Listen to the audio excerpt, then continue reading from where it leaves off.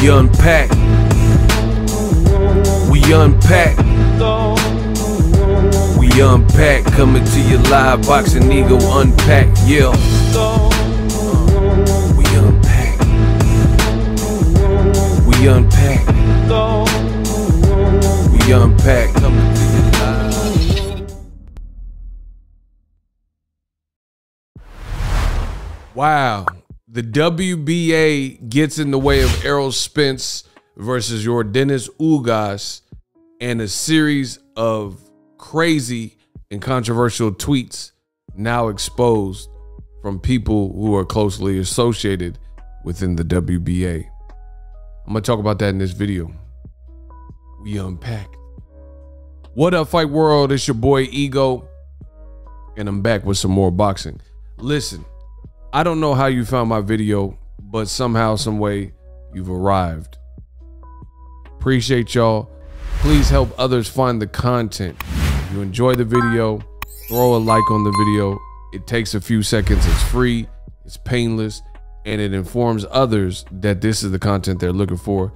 My name is Ego. I'm your host, Boxing Ego. This is my channel. This is your one-stop shop for all your boxing needs. Wow. So let me give you guys the rundown of what's going on, and I'm going to present everything. Hopefully you guys get to see all the controversies by the time I'm done with this video. So buckle up. This should be a good one. We unpacked. So Yordenis Ugas recently has expressed his frustrations and concerns with the WBA. The WBA has imposed upon him a mandatory fight. So keep in mind, Yordenis Ugas, Cuban defector, just beat Manny Pacquiao. Now, word on the street is that Ugas has a signed contract to fight Errol Spence Jr. in February 2022. Errol Spence had a detached retina. He initially was supposed to fight none other than Manny Pacquiao. I want to, it's up to my promoter. I just believe my party by right? So it was initially Errol Spence fighting against Pacquiao. Due to a retinal tear and immediate surgery was needed on behalf of Errol Spence Jr., that wasn't to be the case. Instead, the man you see on the screen, Yordenis Ugas of Cuba, stepped in on 11 days notice to fight the legend from General Santos, and he defeated him. You got to give Ugas a lot of credit for his bravery. He fought Sean Porter, as you guys seen on the screen. A lot of people thought he was robbed in that fight and robbed of a knockdown in that particular fight. And then later he, continues his career. He doesn't cry, doesn't complain, doesn't bemoan.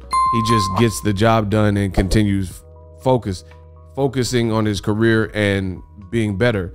Now, keep in mind, Yordenis Ugas was with Top Rank previously, and all of a sudden, they didn't really do nothing as soon as he lost. They didn't really do nothing with him, right? He lost, and he was pretty much all but forgotten about. He had to rebuild his whole career dealing with PBC and getting with his new team. Fast forward to the future, as I mentioned, he's angry now after beating Pacquiao because the WBA says he now has to face Stanionis, who just was on PBC, but Stanionis now did this deal with Pro Bellum, which basically looks like MTK 2.0 and has a different name. And it just creates another complexity in terms of making that fight happen, because Ugas has told you that he wants to fight the best, and there's a ready-made PBC fight for Errol Spence and Ugas to fight in February 2022, next year. And he can't really do that with the belt if the WBA has mandated that he fights someone else in a tournament. And Ugas is visibly, you guys see the way he's contorting his face. He's upset, and he's like, yo, how are you going to force me to fight a mandatory? I've done everything. I've been an upstanding fighter and a champion. How are you going to make me fight some random guy instead of trying to unify with Errol Spence. So that leads us to the controversy. This is what's going on. Ugas is PO'd. He's mad. He's upset. He's like, why would the WBA do this? I'm trying to make this big fight. I have a signed contract to fight Errol Spence Jr. What gives? What did I do wrong? And you see right here on the screen, he says, it is disrespectful for the WBA to have a tournament to define their champion when I am the super champion, right? And he makes a valid point, because before Manny Pacquiao, we had the pandemic, and Manny Pacquiao was the super champion. And then they removed him and made Manny Pacquiao the champion in recess and appointed Ugas as the super champion and took the belt away from Pacquiao. So since Pacquiao hadn't lost, he beat Keith Thurman. That was a WBA regular and a WBA super title. So a consolidation on the line when Pacquiao fought Thurman, and he beat Thurman.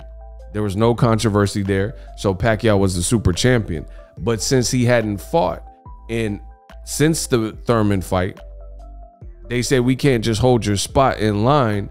You need to relieve, we're going to relieve you of your belt, and we're going to make the rated regular champion, Ugas, we're going to make him the super champion because you haven't fought the whole pandemic year. And they took the belt away. Now, Pacquiao was still going to be in a big fight with Errol Spence, but it would have left that almost like a controversy, because Pacquiao didn't lose his super title in the ring to a man at the time. So some people are saying like Pacquiao still should be the champion. But then when Errol Spence got the injury and was forced to withdraw and pull out of the fight, then PBC and Fox did an amazing job, because they had Ugas already fighting on the Pacquiao undercard against Maidana's brother. Maidana's brother got injured. Errol Spence was injured. So they just bumped him up to the Pacquiao fight and he defeated him. So in doing that, even though that wasn't the initial plan and everybody was hyped to see Errol Spence versus Ugas, everything flowed pretty smoothly because Pacquiao retired. He already had a long, lengthy, illustrious career. And then Ugas and Pacquiao got to fight and we got to see it. So it established one super champion within the WBA. So you can't say, oh, you know, because if Errol Spence would have beat Pacquiao, then he wasn't going to fight him for the super belt. So you still would have had Ugas there. So it all kind of played out in favor of boxing fans, even though fans really wanted to see Errol Spence versus Manny Pacquiao. So this is Ugas's gripe. He's upset. And this is why I have to give you guys the full story. I apologize. Some people already know this, but there are people who watch my videos for the first time, so I have to go over it. So this is why Ugas is mad. He's like, yo, I just beat a legend, 8 division champion, and now you're telling me that I'm forced to fight some ranked guy, Stanionis, who really hasn't had the type of fights Ugas has had, the difficult fights like Pacquiao and Sean Porter, and you're going to make me backtrack when I have a straight shot at fighting Errol Spence. So in other words, the WBA is completely messing up a potential great fight, because even if Errol Spence fights Ugas, according to what the WBA has now done, then Ugas won't be able to stay a WBA champion. Sure, the Ring Magazine can throw their belt in and it'll have Errol Spence's belt, the WBC belt, right? And the IBF belt he got beating Kell Brook. But it should be Ugas's WBA super belt. But if he doesn't fight this tournament against Stanionis, who again just went to Pro Bellum, a whole different situation from Premier Boxing Champs and PBC, then he's going to probably lose his belt. So it's BS. Now more information comes out, and let's get to more of the controversy. So Gary Shaw, look at the WBA, it says Gary Shaw, right? He's a boxing promoter. Gary Shaw is the new chief of staff of the WBA, right? Now, if you watch my channel for the whole year, you'll remember I did some videos in August after fighter Michael Fox was robbed, and then I later depicted, and you guys could go see, it says deactivated. So I made videos. WBA had a corrupt judge that was racist, and she had a bunch of unflattering tweets and appalling tweets, racially charged and everything, right? And this was in August. So the WBA hasn't looked great this particular year, because the WBA, if you listen to those videos in August, you had a fighter who was robbed and clearly lost, but he shouldn't have lost, Michael Fox. And everybody who watched the fight said this, the whole telecast, Brian Kinney, all the people who watched it on Fox said the kid was robbed. And this was a WBA. And then come to find out, the WBA had appointed the judge. Her name was Gloria, and she had all these tweets about you're calling people monkeys, and just go watch the videos. I'm not going to rehash everything she said, right? And she had all these highly offensive tweets. Now, fast forward to the future, Gary Shaw is a boxing promoter in the world of Twitter. Shout out to Javen_Bay. I'll put the link in the description. He dug up, man, I told you the most dangerous thing is a camera and a microphone. And in this case, social media. And they dug up tweets, and now we're unveiling and understanding why this new roadblock between Errol Spence has come about. And this is definitely not a good look. So I'll read it. On the day of Errol Spence's crash, so Errol Spence was in a car crash that almost claimed his life. This is what the newly appointed WBA chief of staff and advisor to the WBA's Gilberto Mendoza was tweeting, amongst other vile tweets, right? Great stuff. Great stuff. I'm talking about the tweet from Javen. Is this what the WBA called cleaning up their act? Since his appointment, they have denied a 3-belt unification involving Errol Spence Jr., which is just what I said. So once again, so we're all on the same page for the sake of this unpacked video, Gary Shaw, this is proof that earlier this year, August 25th, he was appointed. So he's a longtime boxing promoter, right? You see him on the screen, and he's working with the WBA now. And most reasonable fans are like, why would the WBA force this upon Ugas and try to cock block Errol Spence and a Ugas unification fight, especially to have Ugas, who just beat Pacquiao, backtrack and fight a guy on his way up like Stanionis, who just signed with a whole different entity. Doesn't make sense. So this is what he put. Gary Shaw says, was he drunk? So someone on the Twitter said, man, this made me sick just to watch, because they showed Errol's car flipping over, right? And he says, man, we love you, champ. And this is what he put. Gary Shaw says, was he drunk? You know what I mean? That's kind of, it seems pretty insensitive if somebody, because we, at the time, you have to keep in mind, in October of 2019, when he got in a wreck, no one knew the status of Errol Spence. If he could box anymore, if he could walk, if he was paralyzed, nobody knew anything. Even Bob Arum was on record saying that he has it on good authority that Errol Spence will never be able to fight and never be the same fighter. So, I mean, just to say, oh, was he drunk? Like, how's that the highest thing? And this is the person, or one of the people, who are now indoctrinated with the WBA. And these are the comments he was putting. Sean Hannity, he is in denial, and we don't need our president speaking for the Muslims. He either represents them or us. So this is from December 7th, 2015.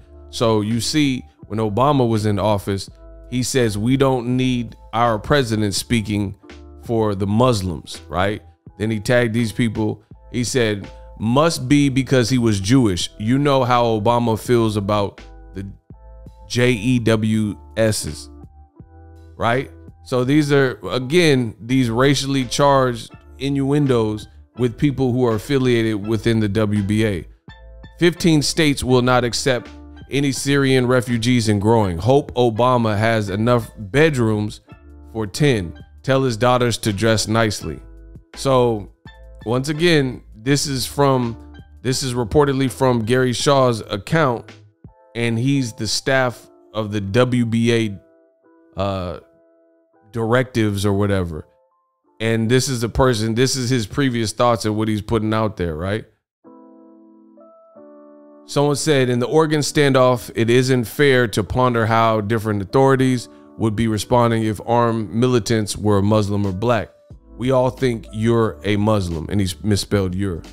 So, I mean, this just looks really weird. This looks very similar to the Gloria chick, except he's not calling no one a monkey. Right? WBA said Gilberto, president of the WBA, blah, blah, blah. And he said, go, Mr. President. And then it says, why does your organization continue to associate and give decision-making power to these prejudiced people?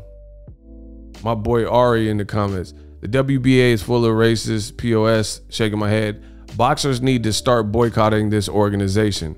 I mean, this is just a bad look. So basically, if we don't get Errol Spence versus Ugas for the WBA belt, now these are the people in position of power to make those decisions. So it's just a bad look for boxing, because one, Ugas versus Errol Spence absolutely needs to happen. Errol Spence, I can show you on his social media, he just said he don't want tune-ups. He wants belts, he wants titles, he wants big fights. So look, October 23rd, I need to fight for a title next. Tune-up fights are for guys who are unsure of themselves. So this man is getting back on the road to recovery from an accident, fighting the likes of Danny Garcia. And with only that fight, and that's not even a tune-up fight, then he was down to fight Manny Pacquiao. Then he has a serious retinal tear and eye injury that requires immediate surgery, so he had to pull out the Pacquiao fight. And now he's coming back saying he wants title fights. There's only two other guys with titles right now, Crawford, and he's already booked up fighting Porter. And reportedly there's a contract for him to fight Ugas, who has a WBA belt, but not for long, potentially. And this is the problem. And then you have people like the Gary Shaw dude who's working with the WBA. And why does the WBA continue to have people, and then you dig up their tweets and you're seeing what they're saying, and it looks like there's something going on there, right? My man Boxeo Cubano, he says you should demand a fight with Ugas. You deserve it, and he most definitely deserves a title shot with you. And see, this is a fight that people, because actually Ugas was Errol Spence's mandatory at a point in time. So basically what we're getting at, or what I'm getting at, is this: the WBA keeps appointing people with all these tweets that are coming back to haunt them, like Gary Shaw, like Gloria, right? And I already made the video about her. And Ugas is steaming because he's trying to fight Errol Spence, and he just beat Pacquiao, and they're trying to make him back. The WBA is trying to make him backtrack and go from Pacquiao. He should be able to go from Pacquiao to a unification with Errol Spence, but now it might not be a unification. And that's a problem. And these sanctioning bodies are doing far too much, and not in a good way, in the sport of boxing. This is highly, highly devastating and damaging to boxing. I am a boxing fan. I don't care about the journalism and stuff. That's cool. But I'm a fan of this sport. I want to uplift this sport. Ugas is ready for Errol Spence. Errol Spence says he's ready for Ugas. He doesn't want a tune-up. I just showed you. He said, I need a title fight. I'm not unsure of myself. So even though he just comes off of an injury that could have, you know, impaired his vision, he's still trying to test himself and fight the likes of Ugas, who look good, versus Manny Pacquiao. And then you have the WBA and sanctioning bodies doing stuff like this. So let me get this straight. Since the pandemic has started, you had, or just in the last few years, you had one sanctioning body, the WBC, bending their own rules and adding more clenbuterol, or allowing you switching and then saying, hey, we're following WADA's code and all this stuff. and you can have more clenbuterol in your system, and letting Oscar Valdez fail a test under VADA clean boxing program testing protocols. And then when it gets informed from ESPN, they leak the information that Oscar Valdez failed a test, and they come up with some BS about he was drinking some herbal tea with the controlled substance in it, and then they change the rules and still let him fight, and then he doesn't even really win the fight versus Robson Conceição. So that's one sanctioning body. And then you have another sanctioning body, and Ugas is saying, hey, I want to fight the best. I want to fight Errol Spence. We have a signed contract. We're down to fight each other, or at least that's what the rumor is. And then the WBA is trying to get in the way of that and say, no, fight Stanionis, who just signed with Pro Bellum. You know, and so Stanionis is probably going to be fighting in Dubai or something, because that's clearly an MTK company, right? And this is the problem with boxing. Listen, PBC needs to come out with their own belts ASAP. I think all boxing fans need to get behind that idea. So then you can just do it in-house, and you don't have to worry about sanctioning bodies and their greasing of palms with other promoters and networks and backdoor deals and stuff. This is too much, because at the end of the day, it's wrong for the boxing fans, and it's wrong for, I feel bad for guys like Ugas. Ugas defected, came to this country, risked his life to come to this country. Then he loses. He's all but forgotten about from Top Rank. And, you know, he has to rebuild himself after losses, early losses, setbacks. And then he does that. Then he just beat a legend in Pacquiao. He should be able to fight whoever he wants, you know, especially if they're trying to make the fight in February 2022. That's right around the corner. Like, it's October 26th, you know, it'll be October 27th by the time this video comes out, most likely. So we're right around the corner. And instead of the WBA waiting and saying, okay, you know what, let's let Ugas fight Errol Spence in a unification, and then the winner got to fight Stanionis or something like that, they're trying to get in the way. The man just beat Pacquiao on 11 days notice. And they're trying to create all these obstacles. So clearly there's a hidden agenda. And then now we find out that the same company that had the WBA judge that looked suspect working for the Michael Fox, and then she had all these RACIST tweets. Now we're finding Gary Shaw, who is appointed and works with the WBA, and he has all these unflattering, distasteful tweets calling people, you know, talking about Muslims or whatever he's talking about, what I just read a second ago. And this is part of the decision-making process that is trying to stand in the way of Errol Spence and Ugas. So you see the politics, and even with the WBC, I already exposed them as well. They had a WBC appointed judge, and you see he's all decked out in WBC gear, and conveniently, a lot of people thought Oscar Valdez lost the fight, and he's the one that had this crazy scorecard that no one can relate to. You see this stuff is happening in boxing, you know exactly what it is. It looks foul, it looks corrupt. This man just beat a legend in Pacquiao and retired him, had him eating porridge and being spoon-fed from his wife. Great performance. And the WBA is trying to get in the way and ruin a unification. It's hard enough with different networks and sides of the street to get some of these fights just to happen in general. Like Errol Spence and Terrence Crawford, it's going to be hard to get that fight, right? Gervonta and Lomachenko or whatever, just because of different entities. Now we have a fight where Ugas is with Al Heyman and Louis DeCubas, and he's with premier boxing champs, as is the case with Errol Spence, and they have a signed contract, and the WBA is trying to lessen the fight and turn it into a fight. Look, he was stunting on Pacquiao, stunting like my daddy. And then now the WBA is trying to get in the way. And then this is a guy saying, hey, was Errol Spence drunk?